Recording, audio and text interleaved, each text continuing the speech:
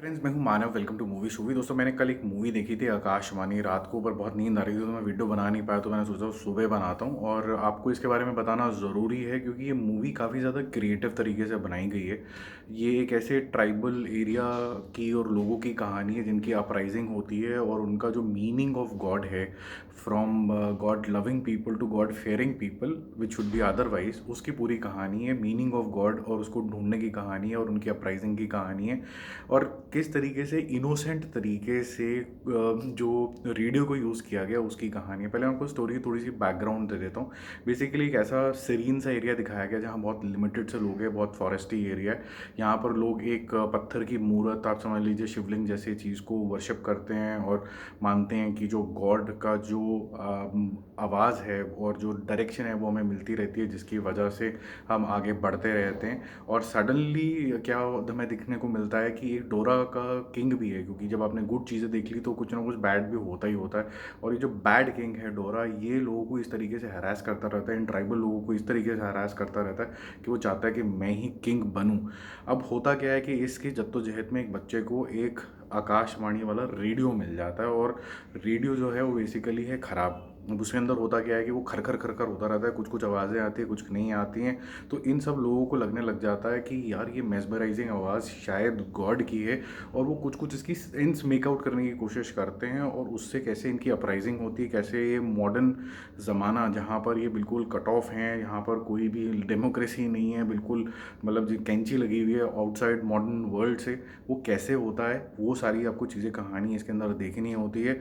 और मतलब जिस तरीके से जो ये जो फॉरेस्टी पीपल हैं, इनकी जो इनोसेंस जिस तरीके से दिखाई गई है वो आपको अच्छी लगेगी। कई लोगों को शायद बेतुकी भी लग सकती है कि कितना इग्नोरेंट भी हो सकता है आज के टाइम में इंसान, बट अगर आप इसको फिक्शन की तरह देखें तो आपको बहुत बढ़िया लगेगी। सेकेंडली, जो मैसेज दिया गया है from the definition of God, God fearing के गॉड लविंग, वो आपको बहुत अच्छा लगेगा। फिर घमंड का जो एक रूप रखा गया है, बिकॉज किंग डोरा जो अपने आप को मतलब सर्वश्रेष्ठ मानता है, उसी के बच्चे के साथ कुछ हो जाता है जो आप डिस्कवर करोगे मूवी के अंदर। वो क्या लेसन लेता है आकाशवाणी से। And then there is a play of teacher also who become the सूत्रधार फॉर योर नॉलेज। तो हमेशा बोलते हैं कि आपको कोई गुरु की ज़रूरत है जो आपको पाथ दिखाता है। तो यहाँ पर जो एक चंद्रम नाम का एक टीचर आता है, वो कैसे इनको पाथ दिखाता है फॉर अपराइजिंग, वो काफ़ी ज़्यादा अच्छा है। जो आपको चीज़ें और अच्छी लगेंगी, बीजीएम बहुत बढ़िया लगेगा, जैसे मैंने बोला इनकी इनोसेंस बहुत अच्छी लगेगी, कैरेक्टर्स बहुत अच्छे से लगेंगे। लोकेशंस पे तो आप फ़ैन हो जाओगे, जिस तरीके से ये शूट हुआ है इतना सीरीन है, ऐसा लगता है कि यहाँ पर इतना कण का भी पोल्यूशन नहीं है। तो बहुत बढ़िया बनाया, मेरे को अच्छी लगी ये मूवी, आप भी देखिए। अनफॉर्चुनेटली हिंदी के अंदर अवेलेबल नहीं है, तो आपको ये तेलुगु लैंग्वेज के अंदर ही देखनी पड़ेगी। कुछ अलग है, कुछ अलग हटके है। मैं ये तो नहीं बोलूँगा कि आपने अपराइजिंग की कहानी पहले नहीं देखी होगी कि कोई अत्याचारी है और उससे कैसे अपराइजिंग होता है, but the element of god here brings in lot of teaching.